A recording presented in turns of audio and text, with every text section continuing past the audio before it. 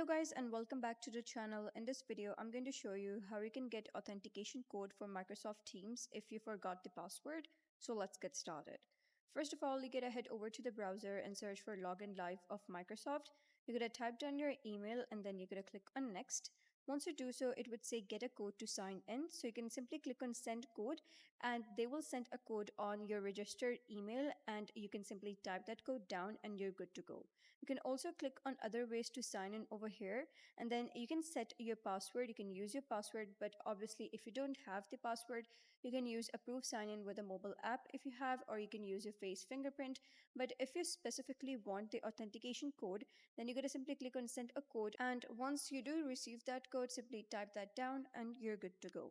So that is how you can get authentication code from Microsoft Teams ID. So if you find this guide helpful, please consider subscribing and leaving a like. It really helps me out and I'll see you next time.